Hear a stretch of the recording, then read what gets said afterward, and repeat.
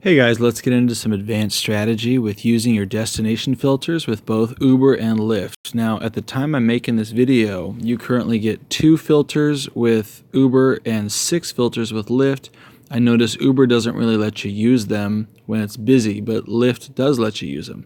A lot of drivers save these filters just to get home at the end of the day, but I'm going to show you something that you can use to make a lot of extra money, right? So on Lyft, at the top right here, you would do that little drop down arrow, and that lets you set a destination filter. I don't want to do it live on this video because if I do, it puts me in driver mode and then I might get a ping and get an actual request, and I have to stop making the video. But let's pretend your home is up here off of Hauser Boulevard, and you set your filter to go to LAX, all right? This is a big deal, right? You want to filter towards the busy areas, okay? If Santa Monica was surging off to the left here, that's by Marina Del Rey. If that area was surging a lot, you might also want to filter that way, okay? So filter towards the surge zones, and we're also going to talk about filtering in the surge zones in just a moment. But your airports are usually pretty darn busy. You can check your airport schedule by going to Google and then just saying, hey, tell me the arrivals for the airport near me, whatever city you're in, and see what the schedule is. Some drivers make real good money at 3, 4 in the morning doing red-eye trips. The red-eye is the late night flight, okay? They call it red-eye, so because your eyes get red from being up late. So anyhow, you do your filter all the way down to the busy area. In this case, we're talking about LAX. Drop off your customer. You use one filter, right? And you just covered a lot of distance, right? You get paid more by the mile than by the minute, so you want to cover miles, right? Hopefully there might even be a little surge in your zone here. Right now there's not any surge, but at least you got a long trip to the airport. Maybe they throw you a tip.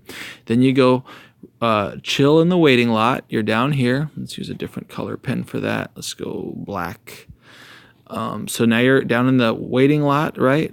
And LAX has a waiting lot. I don't know about your airport where you live, but you wait, then you get a ride going out of LAX, all right? So let's say that customer goes out of LAX over to here.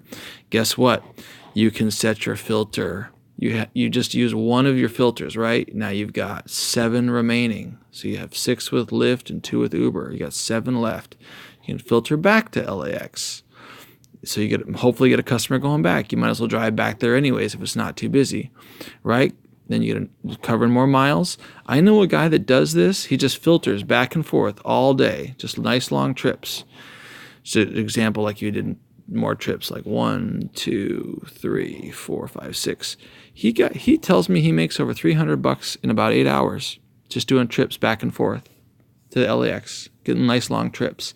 Now you might have an opposite kind of idea and you think, oh, I just want to do lots of short trips, so I hit my ride count bonus. Maybe I do 30 trips for an extra $60.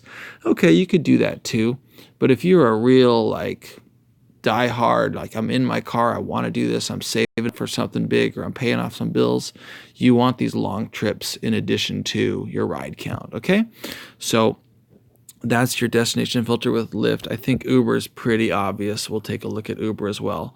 Don't forget, save one filter to get home at the end of the day if that's what you want to do. But Uber, you tap the menu on the top left, then you can set a destination. They even let you do an arrival time, which is kind of cool. So you need to meet a friend at a certain time, but maybe you want to get more trips on the way. I guess they lump in more customers, they squeeze more in on the short distances somehow on your filter. So however that works. But keep in mind, if you set a filter and you take even one customer on the route and then you log out, that uses up your filter because you picked up one person on the way. So if you're going to use a lot of filters, you're probably not going to run out. But if they ever reduce the amount of filters, you want to be careful. Save one to get home at the end of the day. Don't use the filter and then pick someone up that goes a short way and then log out unless you want to get rid of one of your filters. Does that make sense? Okay. Otherwise, you'll just learn by doing. All right. So that's some advanced strategy with using your filters, especially going to the hot spots.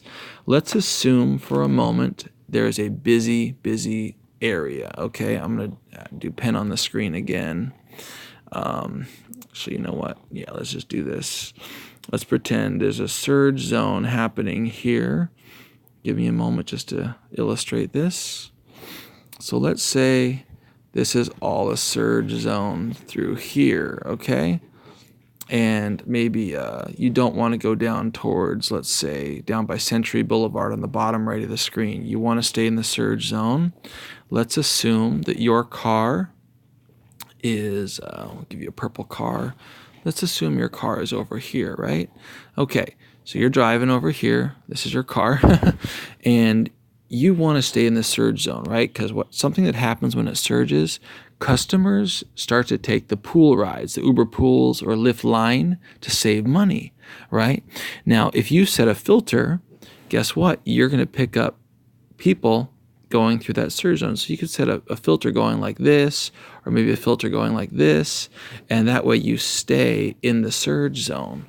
And if you know which areas are about to surge at certain times of day, right? Like maybe you're aware that, you've been doing this for a while, the central area of Hollywood over here starts to surge about an hour from now, and you're over here. Remember, you're back over in this area in your car.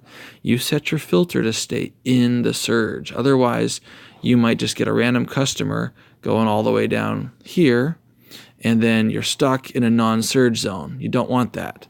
So my recommendation is, you got nothing else to do, and you see a lot of surge happening, and it's kind of like the surge is happening in a stretched out area, like my little orange graph shows you. You set your filter through the surge.